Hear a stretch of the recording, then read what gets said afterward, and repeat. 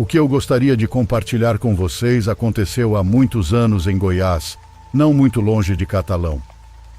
Tenho 54 anos, mas naquela época tinha acabado de completar 14. Venho de uma comunidade muito pobre, e meu pai, desde jovem, deu um jeito de adquirir algumas grandes propriedades de terra. Como as parcelas eram extensas, ele se dava ao luxo de alugá-las para plantio ou para que alguns fazendeiros pudessem pastar seus gados. Com o tempo, abriram uma estrada ao lado de um dos terrenos do meu pai. Muitas pessoas passavam por lá diariamente, o que valorizou muito uma das propriedades. Para muitos isso seria uma oportunidade de ouro, vender a um bom preço, mas meu pai sempre foi muito teimoso nesses assuntos. Muitas pessoas tentaram convencê-lo a vender, mas ele não queria. Até que uma tarde, uma caminhonete preta do ano estacionou em frente à nossa casa. Um homem chamado José Luiz queria falar com meu pai. Dissemos que ele podia entrar e eles conversaram por um bom tempo. No final, esse homem conseguiu convencer meu pai e acertaram um preço. O acordo era que meu pai receberia 1/4 do valor total, o qual seria entregue em 3 dias. Durante esse tempo, meu pai pensou muito sobre os ganhos. Na manhã do segundo dia, ele reuniu todos os filhos e minha mãe para nos contar o que o Sr. Luiz queria fazer. A ideia dele era construir um posto de gasolina com uma loja grande para que as pessoas das fazendas mais distantes pudessem parar lá para comprar ou abastecer.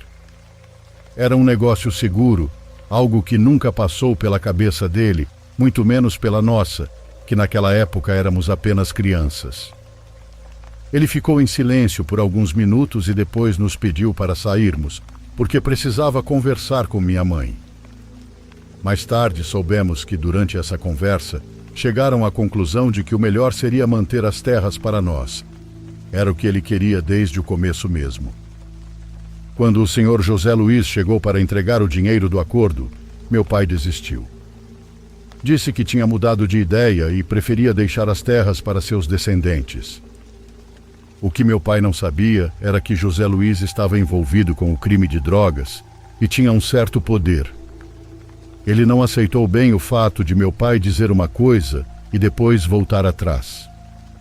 Ele pegou o dinheiro da mesa e avisou que pessoas de palavra quebrada não serviam para nada e que aquelas terras seriam dele de um jeito ou de outro. Meu pai ficou extremamente assustado, mas permaneceu firme na decisão de não vender. Ele acabou ordenando que não saíssemos de casa por pelo menos 1 mês para não corrermos perigo. Embora não nos faltasse dinheiro, também não tínhamos muito, e após 3 semanas nossas reservas de comida acabaram e ficamos na fome. Meu pai disse que sairia para comprar mantimentos e voltaria. 1 hora se passou, depois 2 e em seguida 6.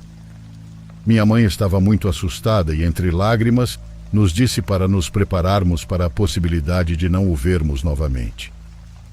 Eu acreditei nela completamente. Estava certa de que os criminosos o haviam encontrado e levado para forçá-lo a vender as terras, ou algo do tipo. Naquela época, eu era muito rebelde e nunca gostei de viver naquela área rural.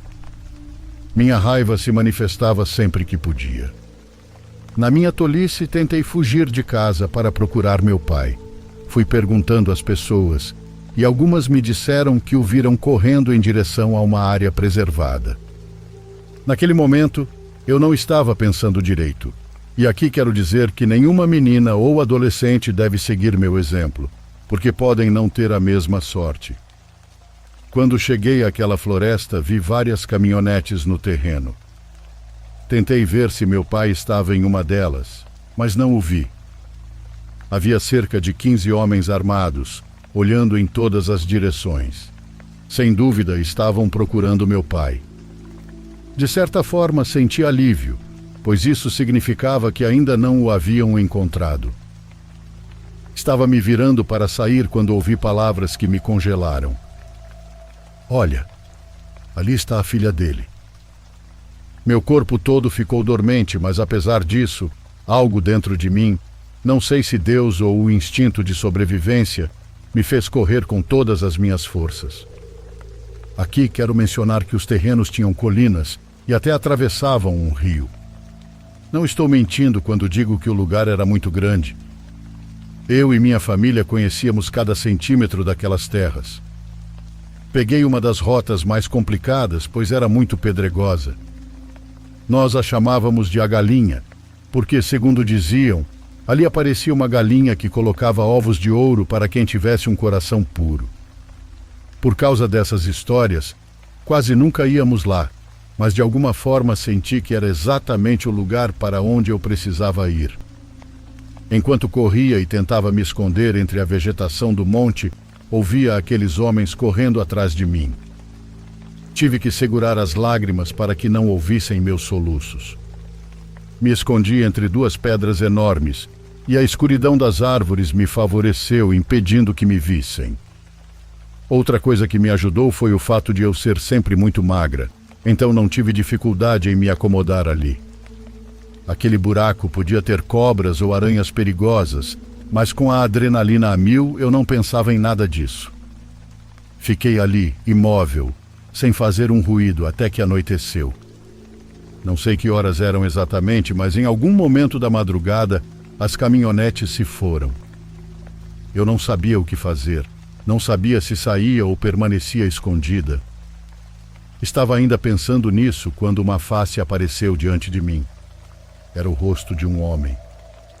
Senti que ia morrer naquele momento e fiquei sem palavras. Eu havia sido descoberta. Esse homem era bem idoso, tinha o rosto enrugado, cabelo branco e os olhos muito azuis. Ele carregava na mão um toquinho de madeira pegando fogo, que parecia um pedaço de pinheiro. "Quase te pegaram, menina", ele disse. "Você teve sorte. Venha, já não tem mais ninguém aqui. Vou te mostrar por onde deve ir." Naquele momento comecei a chorar, sem entender o que estava acontecendo. Já não conseguia segurar o que estava sentindo. O Senhor olhou para mim com ternura e soube que Ele não me faria mal. Sua presença dava uma paz de espírito. Ele me ajudou a sair de entre as pedras e caminhamos juntos pelo caminho da galinha. Enquanto conversávamos, perguntei quem ele era, pois nunca o tinha visto. Ele respondeu que tinha negócios com meu pai e estava vigiando as terras. Naquele momento, lembrei que meu pai ainda alugava o terreno para plantio. Perguntei seu nome e ele respondeu que se chamava Uriel, com algum sobrenome que não consigo me lembrar. Para mim, sua presença foi como encontrar um anjo. Chegamos até a beira do rio e o senhor Uriel me indicou que, alguns metros adiante, estava meu pai. "Vai para lá, menina. Seu pai subiu naquele pé de pau. Ele está no topo. Diga a ele que aqueles homens já foram embora e que vocês devem fugir antes que seja tarde. Eu preciso voltar para cuidar da plantação." Essa última parte ele disse rindo. Eu quis abraçar o senhor, mas fiquei envergonhada. Apenas agradeci de coração e mencionei que rezaria para que ele tivesse uma boa colheita. Ele agradeceu pelas futuras orações e seguiu pelo mesmo caminho pelo qual me guiou. Corri até a beira do rio até encontrar o pé de pau que ele havia mencionado. Lá no alto estava meu pai. Gritei para ele descer, dizendo que os homens já tinham ido embora. A primeira coisa que ele fez foi me repreender, perguntando o que eu estava fazendo ali, que eles poderiam ter me matado. Depois nos abraçamos e choramos. Não sei se foi de alívio por estarmos vivos ou pelo terror que passamos. Enquanto voltávamos para casa, contei tudo o que havia acontecido até o encontro com o Senhor. Meu pai ficou muito surpreso e me pediu que descrevesse o idoso. Eu disse que ele tinha a pele queimada de sol, com cabelo branco, rosto enrugado, olhos azuis e que estava com um pedaço de madeira acesa. Foi nesse momento que percebi que durante todo o tempo em que andamos, o pedaço de madeira nunca se consumiu ou se apagou. Algo muito estranho, pois era só madeira, não havia pedaço de pano na ponta ou algo do tipo. Meu pai, ainda abalado, Me disse que o homem que vendeu as terras para ele há muitos anos se chamava Uriel, mas ele havia morrido antes mesmo de eu nascer. Fiquei surpresa, mas não senti medo. O que está claro para mim é que ele foi meu guia para escapar daquele lugar. Naquela noite conversei com um morto e nunca suspeitei disso. Quando chegamos em casa, as malas já estavam prontas e na mesa havia dinheiro, menos do que antes. Os homens de José Luiz foram avisar minha mãe que deveríamos deixar a propriedade, pois iriam nos queimar vivos, inclusive meus irmãos mais novos, que ainda eram bebês. Contratamos um carro particular de um compadre dos meus pais e fomos embora. Nunca mais voltamos, e eles se apoderaram daquele pedaço de terra tão valioso. Sei que a estrutura daquele posto de gasolina ainda existe e que as antigas terras do meu pai estão abandonadas. Embora alguns invasores de terra tenham tentado se apossar delas, ninguém conseguiu. Ninguém sabe o que os impede de entrar nas terras. Os compadres do meu pai, que às vezes nos visitam, pensam que são os próprios traficantes. Mas eu estou convencida de que é o senhor Uriel que cuida daquele lugar.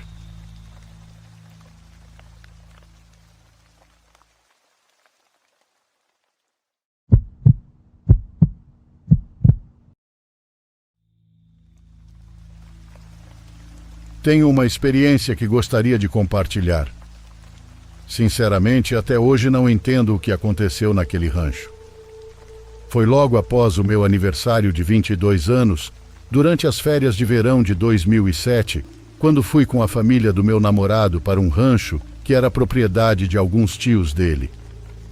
Eles sempre me convidavam para ir com eles, já que estávamos namorando há um ano, mas eu não tinha muita vontade, porque, para ser honesta, não sou muito fã de dormir na casa dos outros.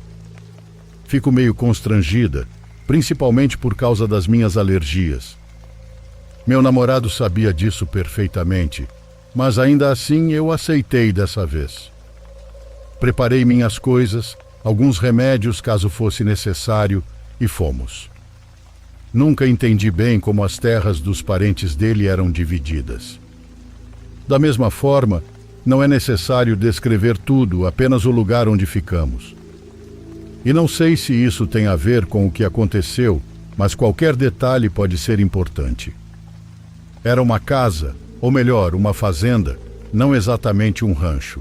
Era muito bonita, com muitas plantas em vasos, pintada em várias cores, e com muitos quartos, localizada no interior de São Paulo. Ao redor, só havia terras que pareciam ser usadas para plantação. Estavam colhendo ou simplesmente remodelando o que já havia ali, por isso não exploramos muito o local. Meu namorado foi algumas vezes dar uma olhada, enquanto eu fiquei com minha sogra, porque havia muita terra solta e úmida por lá. Durante o nosso primeiro jantar, percebi a fascinação da família pelos animais. Eu sabia que os pais e irmãos do meu namorado tinham animais, mas não imaginei que fosse algo que se estendesse aos outros familiares. Isso se aplicava aos tios e primos, alguns dos quais conheci naquele dia. Achei muito bonito, porque raramente vi um carinho tão real pelos animais. No rancho eles tinham 3 cães, um gato e algumas cabras que ficavam do lado de fora, mas também falavam bastante sobre os animais que tinham em suas próprias casas. Passamos um bom tempo conversando e compartilhando histórias. Eu também contei sobre minha cachorrinha. E então um dos tios fez um comentário sobre um animal chamado Guerreiro. Não entendi se era um gato, um cachorro ou algum outro animal, porque ele apenas disse algo como: "O Guerreiro também vive aqui há anos." Para minha surpresa, todos o ignoraram.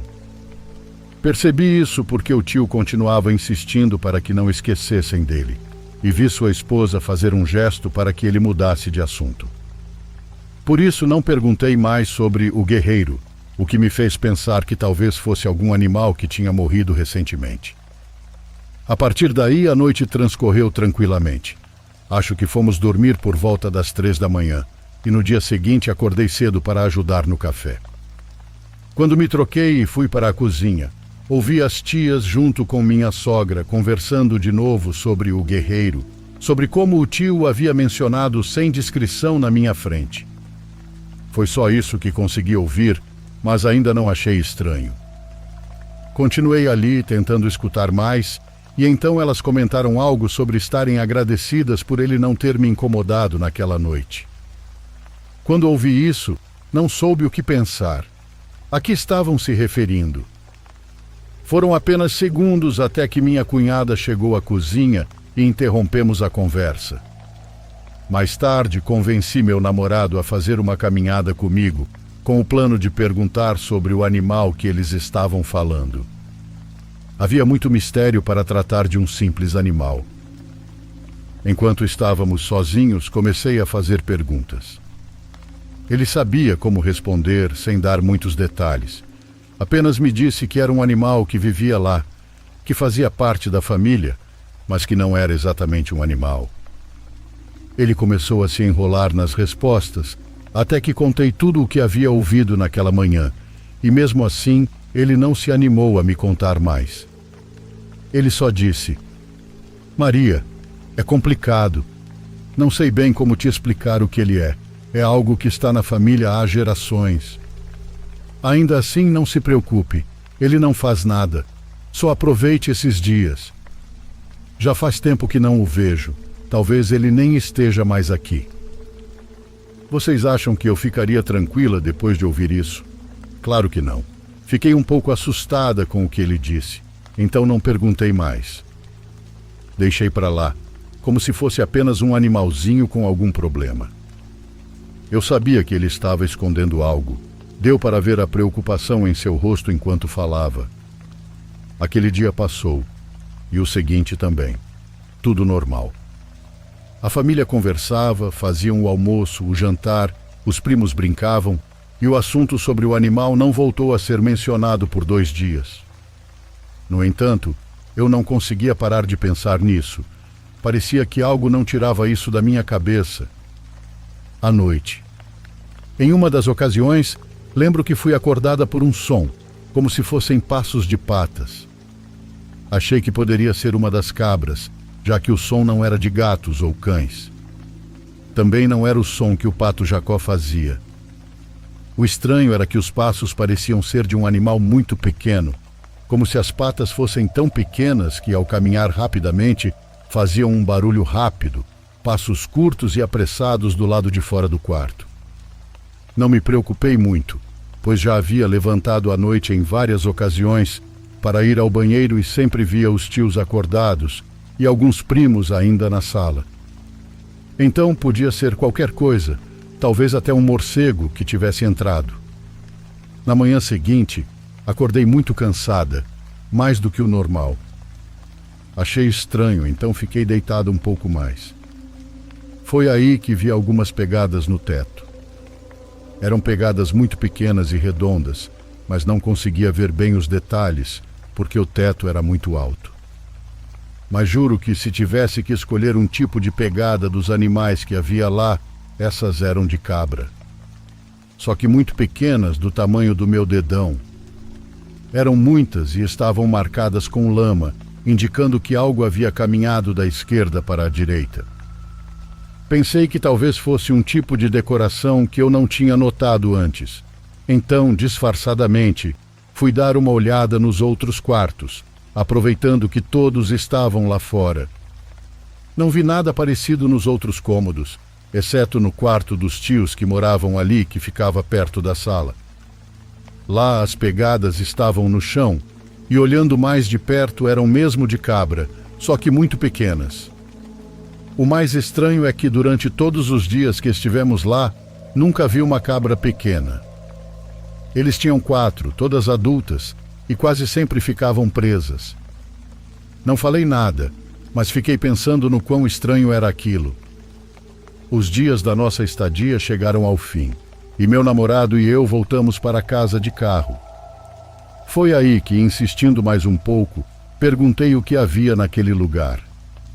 Contei a ele sobre as pegadas e sobre o guerreiro, se era isso a que eles se referiam, e ele respondeu: Você viu as pegadas? Sério? Eu disse que sim, e ele continuou. É isso que você precisa saber. Essa é a resposta. Não sei te dizer o que é exatamente. Só vi uma vez quando era pequeno. O que eu vi parecia uma cabra preta que andava pela casa à noite em 2 patas, bem pequena. Achei que ele estava brincando comigo, até que, ao mencionar que a cabra andava em 2 patas, sua voz falhou. Ele também me disse que preferia, assim como a maioria da família, não falar sobre isso. Seu avô, que já havia falecido, encontrou o guerreiro quando os tios dele ainda eram crianças. Mas todos perceberam que não era exatamente uma cabra. E caso realmente fosse, parecia com aqueles animais que nascem com anomalias genéticas. Além disso, ele me disse que quase nunca o viam, mas sabiam que ele sempre estava lá, no rancho. 6 anos se passaram e eu terminei com meu namorado por vários motivos, mas ainda me lembro disso. Ele não gostava de falar sobre. Não era um assunto agradável para ele. E quando eu estava com a família, percebi que ninguém gostava de tocar no assunto. Era simplesmente isso. Algo que o avô deles havia deixado para trás, mas que dava medo em todos.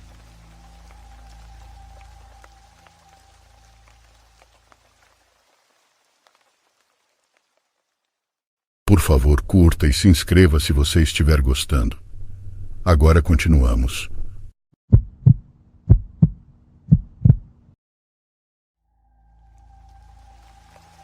Como essa história é muito pessoal, não vou dar sobrenomes nem outros detalhes para não ofender os membros da minha família que estiveram envolvidos. Fora isso, vou contar a experiência tal como eu a sei e como a conhecem todos os que são próximos da minha família. Sou do estado de Minas e ouço o canal há muito tempo. Quando as pessoas dizem que as histórias são inventadas ou que o sobrenatural não existe, fico entre risadas ou raiva. Certamente aqueles que duvidam disso é porque ainda não se depararam cara a cara com o desconhecido, algo que minha família tem carregado como uma cruz. Como vocês sabem, Minas Gerais é um lugar onde existem minas e elas são exploradas há muito tempo. De onde sou, há uma mina abandonada. Nem sequer está aberta ao público e somente os mais tolos se atrevem a ir até lá. Não só porque representa um perigo devido ao mau estado da infraestrutura, mas porque lá habita um ser que atrai os ambiciosos. Eu, como a maioria de vocês, provavelmente pensaria que a história que vão ouvir é uma lenda, um rumor entre as muitas que correm por aí. No entanto, o protagonista dessa história é meu tio Salatiel, irmão do meu pai. Estar tão perto das consequências de se deixar levar por essas entidades foi como confrontar uma realidade que muitos preferem ignorar. Quando essa realidade se manifesta, não há muito o que fazer.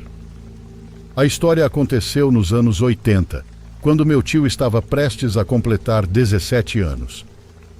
Meu avô, um homem de caráter forte, tentou por todos os meios possíveis colocar seus filhos para trabalhar no campo, mais que tudo para que não se aproximassem da mina. Naquela época, estavam começando a preparar a mina, mas por alguma razão que nunca ficou clara, abandonaram o projeto no meio.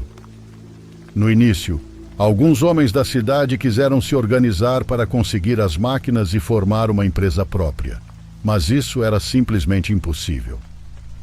Por isso a mina ficou abandonada, embora alguns ambiciosos ainda passassem pelos caminhos subterrâneos, na esperança de que a sorte lhes sorrisse e encontrassem uma pepita de ouro. O estranho começou quando as pessoas perceberam que aqueles que iam à mina morriam muito cedo. Não passava um ano entre a visita e sua morte. Começavam a tossir, a vomitar, seus estômagos não retinham mais comida, e sem comida não se pode viver por muito tempo. Isso acontecia com os mais sortudos. Outros sofriam acidentes fatais, e alguns simplesmente desapareciam, como se a mina os tivesse engolido. Por essas razões, as pessoas se afastaram da entrada da mina. Todos tinham medo de passar por lá, e meu avô cresceu com esse aviso, um conhecimento que ele transmitiu aos seus filhos. Por isso, desde crianças, Ele procurava interessar seus filhos no cultivo, na criação de animais e na compra e venda de sementes. Apesar de trabalhar o dia inteiro, não ganhava o suficiente para viver com folga.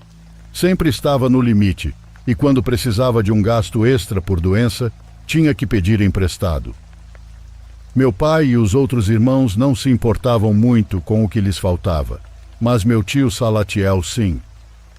Ele foi o primeiro dos 9 irmãos e, quando ficava bravo, reclamava com meu avô por não procurar sair adiante com a mineração. Obviamente não na mina abandonada, mas nas outras minas da região. Numa ocasião em que meu tio se exaltou, meu avô respondeu que ir para a mina era como entrar na porta do inferno e que era melhor viver pobre do que ter dinheiro e a alma condenada. Meu tio Salatiel não acreditava nessas coisas. Para ele, o céu e o inferno eram invenções de pessoas religiosas, histórias para assustar crianças. A última vez que souberam dele, meu tio disse que ia dar uma volta com seu amigo Rodrigo e que voltaria antes das 9 da noite, mas ele nunca voltou. As primeiras horas após o desaparecimento foram muito angustiantes para minha avó. Ela, com as mãos no peito, pediu a meu avô que fosse procurá-lo, mas ele respondeu que provavelmente estava com algumas mulheres e que era melhor dar-lhe tempo.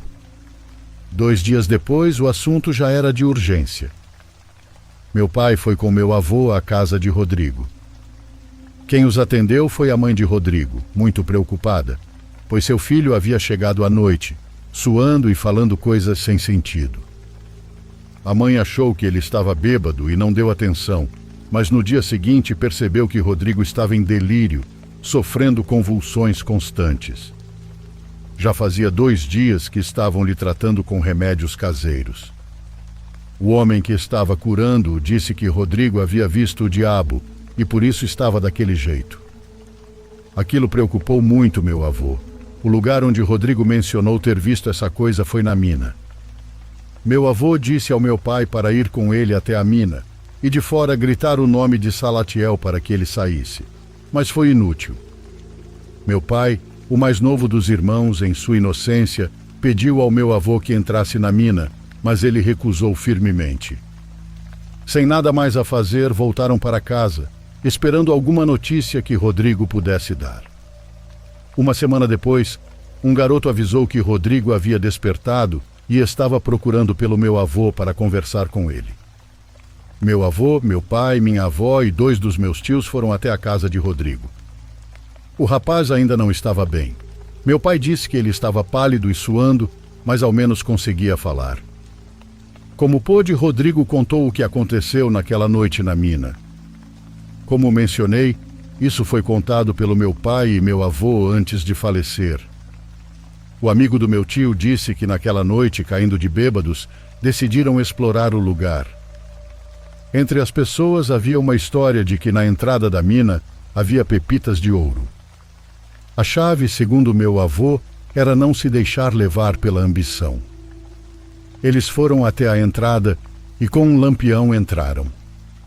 Rodrigo disse que em determinado momento parou de ver meu tio e apenas podia ouvi-lo. Meu tio gritava que tinha encontrado o ouro e que ele o seguisse para ajudá-lo. Rodrigo começou a correr procurando onde estava meu tio, mas não encontrava o caminho. Ele seguiu adiante até encontrar uma parede. Não havia mais para onde ir, e meu tio não estava lá.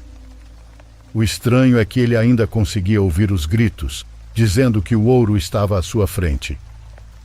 Nesse momento, Rodrigo percebeu que aquilo não era normal, e o medo o fez correr de volta. Faltavam poucos metros para a saída quando ele viu uma figura enorme à sua frente.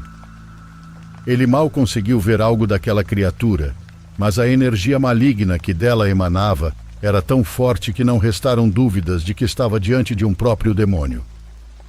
Tudo o que esse ser disse foi: "Vá embora." Rodrigo contou que não soube o que aconteceu depois, nem como chegou em casa ou quanto tempo ficou inconsciente. Meu avô perguntou se ele sabia o que aconteceu com seu filho, mas Rodrigo disse que não, e começou a chorar. Depois do que aconteceu, meus avós diziam que era uma das portas do inferno, que o diabo atraía as pessoas com o ouro para uma entrada sem saída. Nunca soubemos o que aconteceu com meu tio Salatiel e alguns familiares têm outras perspectivas do que ocorreu. Alguns acusaram Rodrigo de matar meu tio e outros dizem que ele fugiu de casa. Meu avô, porém, nunca acreditou nisso e sempre dizia que algo levou meu tio, pois ele viu bem o estado em que se encontrava Rodrigo. Até hoje, não há um túmulo com o nome dele, nem um lugar para levar flores. Eu não o conheci, mas quando meu pai me conta essa história, vejo em seu rosto a tristeza insuperável de tê-lo perdido dessa maneira.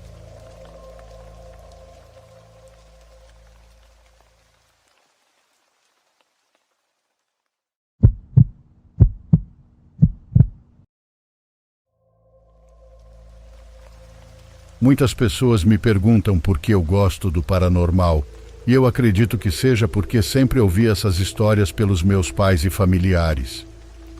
Mesmo ouvindo, nunca havia acontecido nada comigo, até o que ocorre na história que estou prestes a contar. Mais tarde contarei as histórias da minha família, mas quero começar com a minha, embora provavelmente não vá assustar vocês.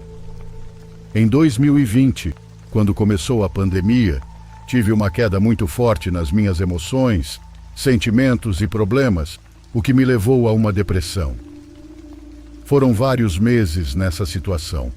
Dias sem vontade de me levantar para trabalhar, sem vontade de viver, sem comer e em silêncio, até que certas coisas aconteceram e eu consegui identificar o que estava acontecendo, decidindo que precisava melhorar.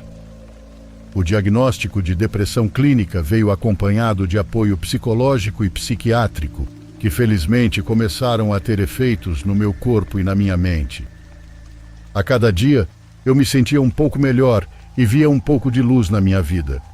Assim, minha estabilidade emocional foi crescendo, até que numa noite de 30 de setembro, cheguei do trabalho e fiz o necessário para me preparar para dormir.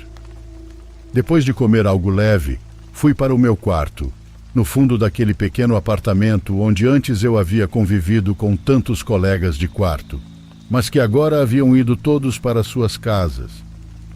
Naquele apartamento onde agora eu me encontrava sozinha com minha nova cachorrinha, Lita, que me acompanhava na minha recuperação, fechei a porta do quarto e me deitei na cama de costas, começando a cochilar, mas sem cair num sono profundo, pois estava mais acordada do que dormindo.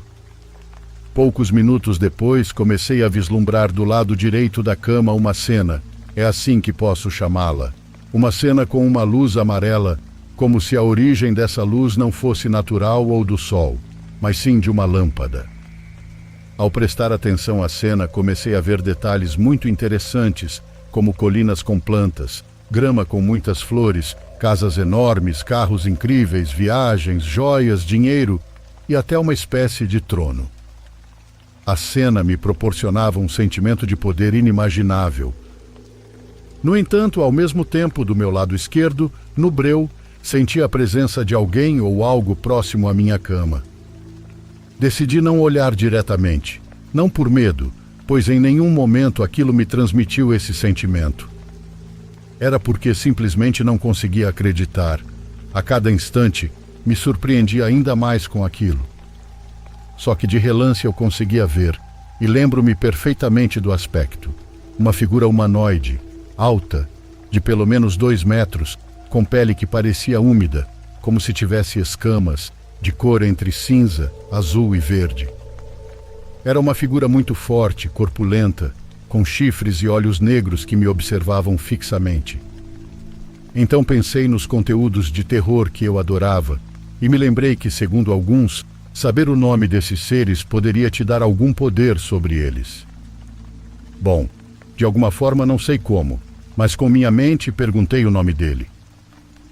Ele me respondeu, me disse da mesma forma, até colocando na minha mente a forma como se escrevia. Posteriormente, sem palavras, ele me deu a entender que tudo o que eu havia visto do lado direito poderia ser meu, que eu poderia viver aquilo. Depois de alguns segundos, com uma voz na minha cabeça me disse que era melhor eu dormir, que era hora de dormir, apenas dormir, e assim fiz. Na manhã seguinte não me lembrava de nada disso. Fui trabalhar como se nada tivesse acontecido e em um momento entrei no banheiro e comecei a rolar o feed no Facebook. Descendo e descendo, me deparei com um meme de um demônio com cabeça de cabra, com as mãos em forma de coração, que dizia: "Lembrem-se de que eu também os amo." Ao vê-lo, lembrei-me de absolutamente todos os detalhes da noite anterior e então me esforcei para lembrar o nome dele. Como ele se chamava? Como se chamava aquela coisa? Eu me perguntava. Finalmente consegui lembrar.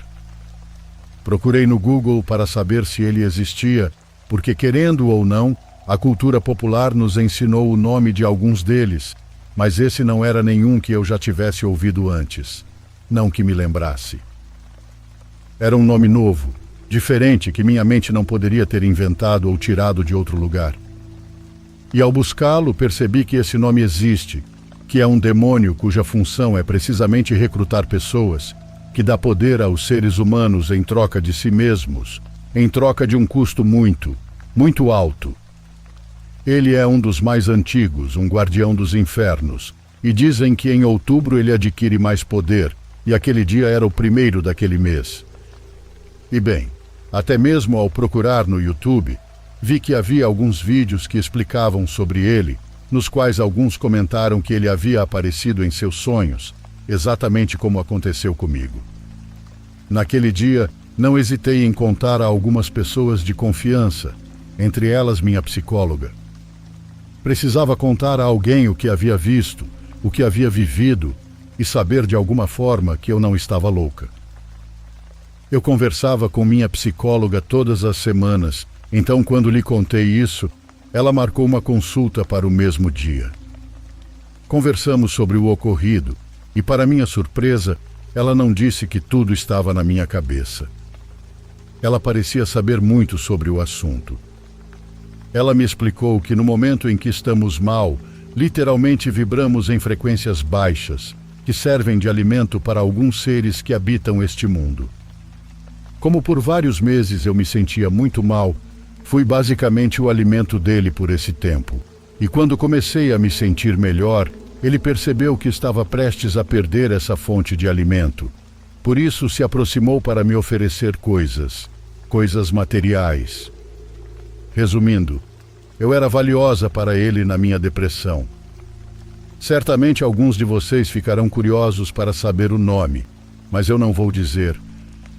Algo que descobri é que esse demônio, ao contrário de outros, gosta quando as pessoas sabem da sua existência, pois assim ele consegue mais poder. No entanto, se alguém já passou por algo semelhante e esse ser se apresentou, por favor, digam-me o nome que lembram, e eu direi se é o mesmo ou não.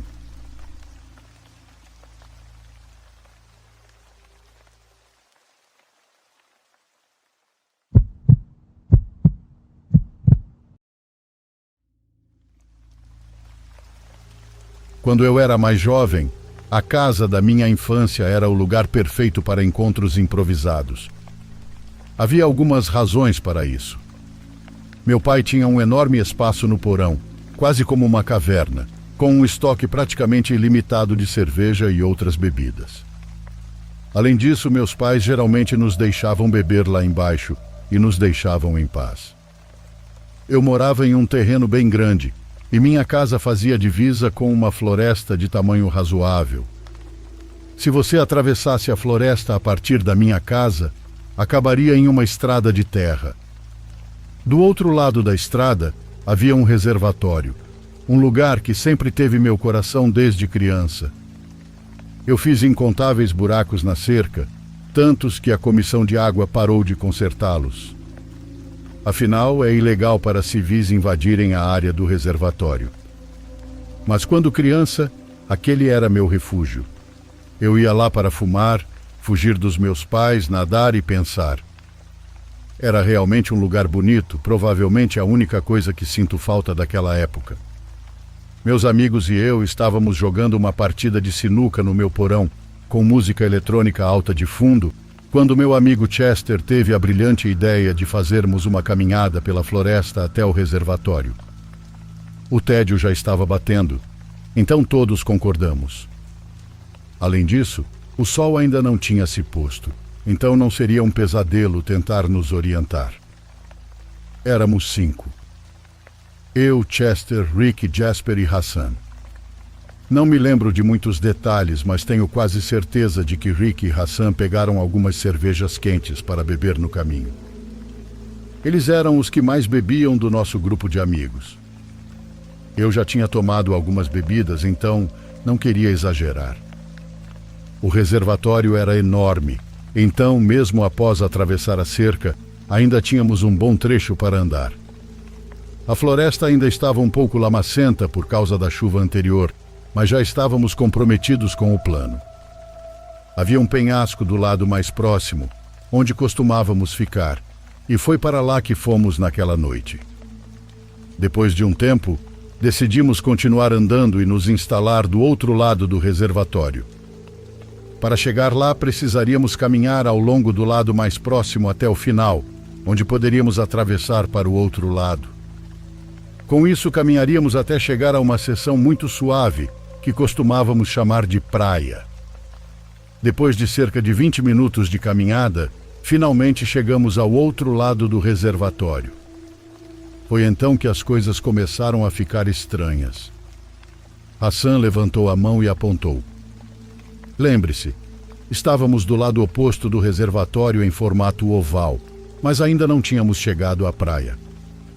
Hassan estava apontando para a nossa direita, onde percebemos que algo estava se movendo em direção à água, do mesmo lado que estávamos, mas muito mais adiante. Nós 5 ficamos em silêncio, observando enquanto a figura escura se movia lentamente em direção à água. Conforme a figura se aproximava da água e saía da floresta, percebemos que ela estava arrastando algo. Quanto mais ela avançava, mais conseguíamos ver. Eventualmente percebemos o que estava sendo arrastado, um grande saco de lixo preto, que claramente continha algo relativamente pesado, pelo modo lento com que a pessoa se movia. Não quero fazer suposições, mas já haviam sido encontrados alguns corpos nesse reservatório ao longo dos anos. Então, naquele momento, rapidamente presumimos o pior. Já não estávamos sorrindo nem falando mais, apenas observávamos em silêncio a figura arrastando o que presumíamos ser um corpo até a margem da água. Ao chegar à água, ele se ajoelhou sobre o saco por alguns minutos. Não conseguíamos ver exatamente o que ele estava fazendo de tão longe, mas achamos que aquele era o momento ideal para sair dali, já que ele estava distraído. Antes que pudéssemos partir, Chester avistou algo mais que nos paralisou. 3 outras figuras saíram da floresta, 2 arrastando sacos. A terceira figura carregava um caiaque sobre a cabeça. O primeiro homem que vimos entrou no caiaque, enquanto os outros 3 ajudaram a carregar um dos sacos em seu colo. Ele remou até o meio do reservatório e vimos o saco de lixo desaparecer sob a superfície. Ele remou de volta para a margem e repetiu o processo mais 2 vezes.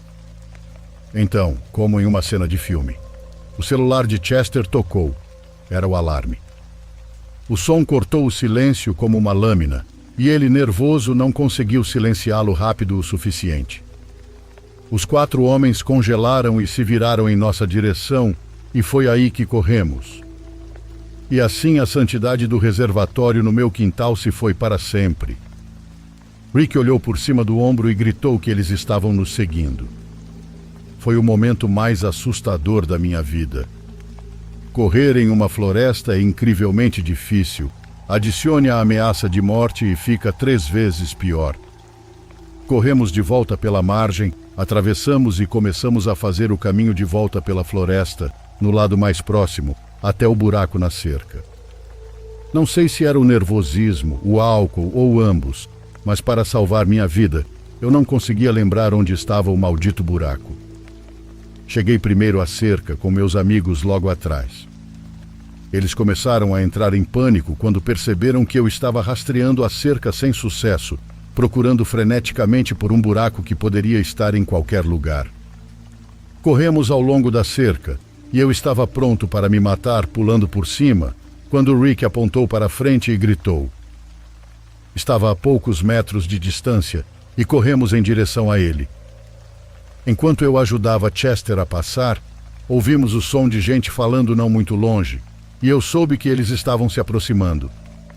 A perseguição não terminou ali. Corremos pela floresta até o meu quintal e ficamos aliviados por termos conseguido. Foi então que Hassan ligou para a polícia. Contamos o que aconteceu e eles disseram que enviariam uma viatura imediatamente. Sabia que ia levar uma bronca por invadir, mas naquele ponto eu não me importava. Meus amigos estavam aliviados por estarem a salvo, mas eu não estava tão relaxado. O caminho do reservatório até minha casa não era muito longo e eles poderiam facilmente seguir as pegadas que deixamos na trilha. Eventualmente, a polícia chegou e ouviu o que tínhamos para dizer. Eles vasculharam minha propriedade em busca de sinais, e meu estômago afundou quando realmente encontraram um. Havia pegadas na lama que levavam até a cerca do meu quintal, e eu disse à polícia que não eram nossas. Eles perguntaram se eu tinha certeza, e eu confirmei. Por que eu pularia a cerca do meu próprio quintal? Felizmente, a polícia não encontrou ninguém escondido em minha propriedade. Então eles foram embora e disseram que me manteriam informado sobre a situação no reservatório. Para minha surpresa, eles realmente o fizeram. Após alguns dias, a polícia retirou 3 corpos de lá.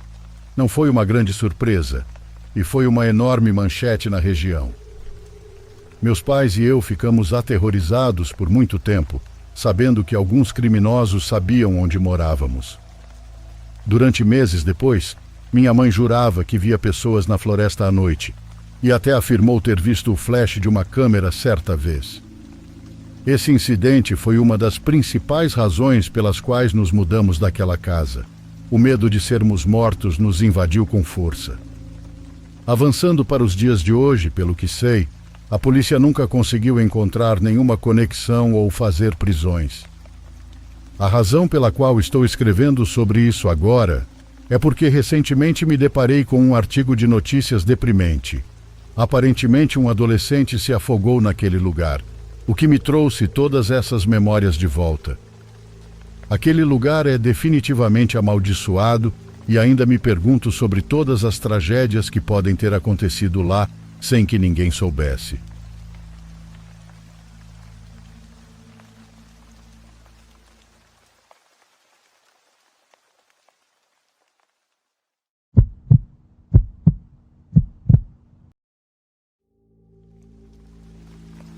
Infelizmente, ou melhor dizendo, felizmente essa história é curta. Foi há cerca de 4 anos. Vou manter o local exato vago para preservar o anonimato, mas direi que foi em Santo André. Enfim, eu morava em um complexo de apartamentos a cerca de 30 a 40 minutos do meu trabalho. Eu fazia parte do turno da noite no meu emprego da época. Tinha que dirigir por uma longa estrada, em sua maioria deserta, em direção à minha casa. Isso durava cerca de 10 minutos antes de eu entrar em uma área suburbana menor e mais rural. Foi aí que aconteceu. Devia ser um pouco mais de 11 horas ou talvez até meia-noite, o horário habitual em que eu saía do trabalho. Eu estava apenas dirigindo, ouvindo música ou um podcast, não me lembro exatamente. Eu estava muito cansado do trabalho. Estava relaxando e dirigindo quando meus faróis iluminaram algo à minha direita, na vala ao longo da estrada. Só vi por alguns segundos, mas juro que essa criatura pálida, provavelmente com cerca de 2 metros de comprimento, se não mais, estava espalhada no chão, rastejando para fora da vala, deitada de barriga para baixo. Eu só tive um vislumbre, mas às vezes me lembro dela tendo 6 membros, outras vezes 4. Como eu disse, eu estava tentando prestar mais atenção na estrada, sem esperar por algo assim. De qualquer forma, aquilo me assustou. Lembro-me vividamente de ver movimento enquanto passava, como se ela tivesse rastejado para fora do cano de drenagem e estivesse prestes a entrar no terreno vazio ao lado. Um de seus membros longos, finos e esguios se estendeu para cima, colocando sua mão direita para se puxar ainda mais. Passei rápido e olhei novamente, me questionando o que tinha visto. Minha mente estava se perguntando se o que eu vi era real ou se eu estava apenas cansado. De qualquer forma, não fui tolo o suficiente para pensar em dar a volta e conferir. Durante todo o caminho de volta para casa, continuei dirigindo e dizendo a mim mesmo que era apenas o jeito estranho como meus faróis estavam projetando sombras nas pedras da vala. Até tentei recriar esse efeito por dias, experimentando várias ideias para recriar aquele efeito, mas nunca consegui. As sombras nunca pareciam as mesmas que eu vi naquela noite. Mesmo tentando olhar pelo canto dos olhos, nada se projetava. Perguntei aos meus colegas de trabalho nos dias seguintes se eles já tinham visto algo parecido com o que descrevi, mas para minha decepção, eles desdenharam, brincando e perguntando: "Você também viu um saci?"